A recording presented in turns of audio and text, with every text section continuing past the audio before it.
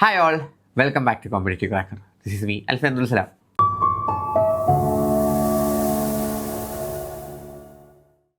കഴിഞ്ഞ 2-3 ദിവസങ്ങളിലായിട്ട് നമ്മുടെ final answer key അല്ല, പ്രൊഫഷണൽ ആൻസർ കീ നെറ്റിൻ്റെ പുറത്ത് വന്നിരിക്കുകയാണ്. എല്ലാവരും ചെയ്യുന്നൊരു കാര്യമാണ് നമ്മളുടെ സ്കോറുകൾ ചെക്ക് ചെയ്യുക, സ്കോറുകൾ ചെക്ക് ചെയ്തതിന് ശേഷം ടെൻഷൻ അടിക്കുക എന്നീ പറയുന്ന കാര്യങ്ങൾ. മക്കളെ, ഇതൊന്നും ചെയ്യേണ്ട ആവശ്യമില്ല. മിക്ക ഇൻസ്റ്റിറ്റ്യൂട്ടുകളും ആൻസർ കീപ്പ് അനാലിസിസ് ചെയ്യും. അവർ ഏറ്റവും തെറ്റായിട്ടുള്ള ക്വസ്റ്റ്യൻസ് കണ്ടുപിടിച്ച് അത് ചലഞ്ച് ചെയ്യുകയും ചെയ്യും. വെറുതെ നിങ്ങളിപ്പോൾ ആൻസർ കീ ചെക്ക് ചെയ്ത് ഈ ടെൻഷനിലേക്ക് പോകേണ്ട ആവശ്യമില്ല എന്നുള്ള കാര്യമാണ് ഞാൻ മനസ്സിലാക്കുന്നത്. മാക്സിമം നിങ്ങളിപ്പോൾ ഇമോഷണലി പെട്ടെന്ന് ടെൻഷൻ ആവുന്ന ഒരാളാവണമെങ്കിൽ നിങ്ങൾ ഒരിക്കലും ഈ പ്രൊഫഷണൽ ആൻസർ കീ ചെക്ക് ചെയ്യാൻ പോകരുത്. എന്താണെങ്കിലും നിങ്ങൾക്ക് റിസൾട്ട് എന്ന് വരും, ഈ വരുന്ന ദിവസങ്ങളിൽ വരും. അതിനു മുമ്പ് നമ്മൾ വെറുതെ പ്രൊഫഷണൽ ആൻസർ കീ ചെക്ക് ചെയ്തതുകൊണ്ടോ ചെക്ക് ചെയ്യാതിരുന്നത് കൊണ്ടോ പ്രത്യേകിച്ച് മാറ്റങ്ങളൊന്നും വരാനില്ല. വെറുതെ നമുക്ക് ടെൻഷൻ അടിക്കാമെന്നുള്ളൊരു കാര്യം മാത്രമേ ഉള്ളൂ. പരീക്ഷ എഴുതിയാൽ പിന്നെ റിസൾട്ട് വരുന്നിടം വരെ പിന്നെ അതിനെപ്പറ്റി ചിന്തിക്കുകയേ ചെയ്യരുത്. ഇതാണ് എനിക്ക് നിങ്ങൾക്ക് തരാനുള്ള ഒരു പേഴ്സണൽ അഡ്വൈസ് എന്ന് പറയുന്ന കാര്യം. അപ്പോൾ തന്നെ നിങ്ങൾക്ക് പകുതി സമാധാനത്തിലിരിക്കാൻ പറ്റും. പിന്നെ ഞാൻ പറഞ്ഞതുപോലെ തന്നെ നിങ്ങളിനി ചെയ്യേണ്ടത് അടുത്ത പരീക്ഷയ്ക്ക് വേണ്ടി പഠിക്കുക. റിസൾട്ട് എന്തും ആയിക്കൊള്ളട്ടെ, ഹോപ്പ് ഫോർ ദ വേസ്റ്റ്. നിങ്ങൾ പൊട്ടുമെന്ന് തന്നെ അങ്ങ് വിചാരിക്കുക. നിങ്ങൾക്കൊന്നും കിട്ടുകയില്ല, നിങ്ങൾക്ക് അഡ്മിഷൻ പേജിൽ പോലെ കിട്ടുകയില്ല എന്ന് തന്നെ അങ്ങ് വിചാരിക്കുക. എന്നിട്ട് അടുത്ത പരീക്ഷയ്ക്ക് വേണ്ടി പഠിച്ചു തുടങ്ങുക.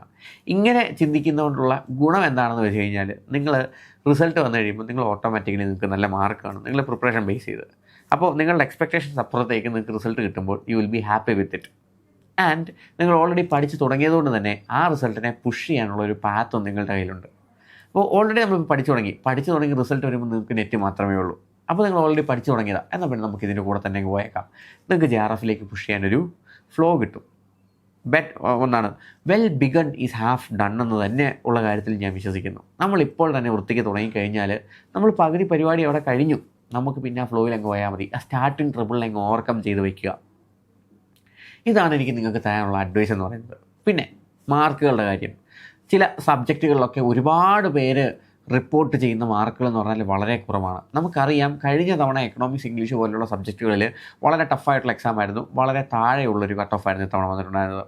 ഇത്തവണ നമുക്ക് കട്ട് ഓഫ് പ്രതീക്ഷിക്കാൻ പറ്റുന്നത് ഏകദേശം 140, 150 റേഞ്ചുകളിലാണ് മിക്ക ആളുകൾക്ക് മാർക്ക് കിട്ടിയിട്ടുള്ളത് ഇംഗ്ലീഷിൻ്റെ കാര്യത്തിൽ. കാരണം എന്തെന്ന് വെച്ച് കഴിഞ്ഞാൽ 150 ചോദ്യങ്ങളിൽ ഏകദേശം 71, 72, 75 മാർക്കുകൾ വരെ പേപ്പർ 1 കിട്ടിയ ആളുകൾക്ക് 70 മാർക്ക് പേപ്പർ 2 നേടാനായിട്ട് സാധിച്ചിട്ടുള്ളൂ.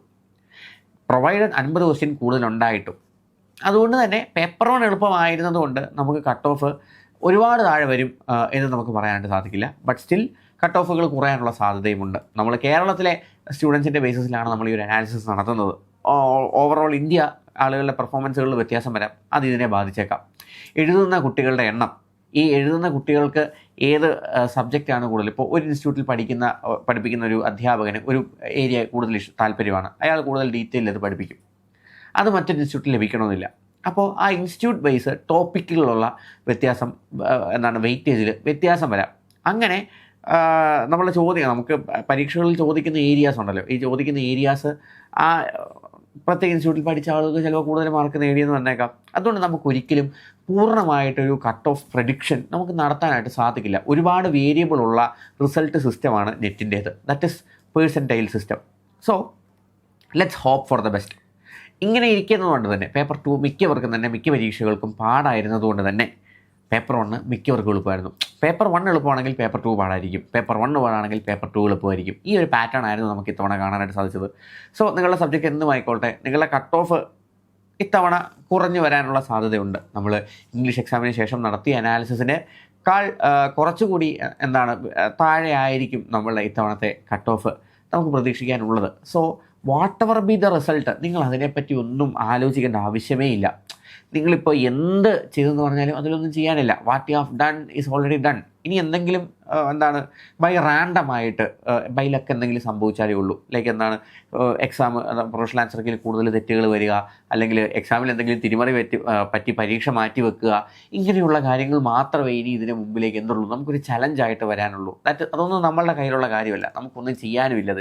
നമുക്കിതിൽ ആകെപ്പാടെ ചെയ്യാനുള്ള കാര്യം നമ്മൾ പ്രിപ്പയർ ചെയ്യുക എന്നുള്ള കാര്യം മാത്രമാണ്.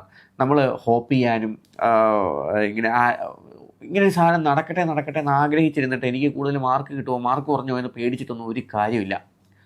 കഴിഞ്ഞത് കഴിഞ്ഞു, പരീക്ഷ കഴിഞ്ഞു, നമ്മളുടെ പ്രിപ്പറേഷനുള്ള എല്ലാം നമ്മൾ ആ ഒരു 3 മണിക്കൂർ നമ്മളെ കൊണ്ട് പറ്റുന്ന വിധത്തിൽ നമ്മൾ എഴുതി ഫലിപ്പിച്ചു, അല്ലെങ്കിൽ മാർക്ക് ചെയ്ത് ഫലിപ്പിച്ചു. പരീക്ഷ കഴിഞ്ഞു. ഇനി റിസൾട്ട് വരുമ്പോൾ എന്താണ് റിസൾട്ട് എന്ന് നോക്കുക. റിസൾട്ട് വന്നതിന് ശേഷം നമുക്ക് എന്ത് ചെയ്യണമെന്ന് ആലോചിക്കുക. നിങ്ങളിപ്പോഴേ പഠിച്ച് തുടങ്ങുക. നിങ്ങൾക്ക് അടുത്ത തവണ നെറ്റ് കിട്ടിയാൽ നമുക്ക് ഈ പഠനം കൊണ്ട് JRFിലേക്ക് പുഷ് ചെയ്യാം. JRF കിട്ടിയാൽ വേണമെങ്കിൽ നമുക്ക് വീണ്ടും പഠിച്ചുകൊണ്ടിരിക്കാം ഫോർ ദ ഹോപ്പി. നമുക്ക് റിസർച്ചിലേക്ക് പോകാം, അല്ലെങ്കിൽ അടുത്ത കോളേജിലേക്ക് ജോയിൻ ചെയ്യാൻ പോകാം. അത് റിസൾട്ട് വരുമ്പോൾ നമുക്ക് ചിന്തിച്ചാൽ പോരെ. അപ്പോൾ ഇനി കൂടുതൽ ഇന്ന് ടെൻഷൻ അടിക്കേണ്ട ആവശ്യമൊന്നുമില്ല. എല്ലാവരും ഏറ്റവും മികച്ച രീതിയിൽ തന്നെ നിങ്ങൾ പ്രിപ്പറേഷൻസ് കണ്ടിന്യൂ ചെയ്തു പോവുക. ആൻഡ് എപ്പോഴും പറയുന്ന പോലെ തന്നെ നിങ്ങൾക്ക് ഹെൽപ്പ് വേണമെങ്കിൽ നമ്മുടെ സിസ്റ്റം ഇവിടെ റെഡിയാണ്, എല്ലാ ഫീച്ചേഴ്സുമായിട്ട് ഫോർ സപ്പോർട്ടിങ് യു. നമ്മുടെ ബോർഡ് നമ്പർ ആയിട്ടുള്ള 086881144 കോൺടാക്ട് ചെയ്യുക, അല്ലെങ്കിൽ താഴെ കൊടുത്തിട്ടുള്ള ഗൂഗിൾ ഫോമിൽ നിങ്ങളുടെ ഡീറ്റെയിൽസ് ഷെയർ ചെയ്യുക. അഡ്മിഷൻ പ്രൊസീജിയേഴ്സിന് വേണ്ടി നമ്മുടെ അഡ്മിഷൻ കൗൺസിലേഴ്സ് നിങ്ങളെ കോൺടാക്ട് ചെയ്യുന്നതായിരിക്കും. So for more informative and motivational videos and for self help videos keep subscribe to us. ഈ വീഡിയോ അല്ലെങ്കിൽ ഈ ചാനൽ ആദ്യമായിട്ടാണ് കാണുന്നതെങ്കിൽ ഉറപ്പായിട്ടും നമ്മുടെ ചാനൽ സബ്സ്ക്രൈബ് ചെയ്യുക, ബെൽ ബട്ടൺ അമർത്തുക, നോട്ടിഫൈഡ് ആയിരിക്കുക, നിങ്ങളുടെ സുഹൃത്തുക്കളിലേക്ക് ഷെയർ ചെയ്തെത്തിക്കുക. With more content, fun content, happy content and learning content, we'll be back. It's me, Al Salam, signing off for Competitive Cracker. Thank you.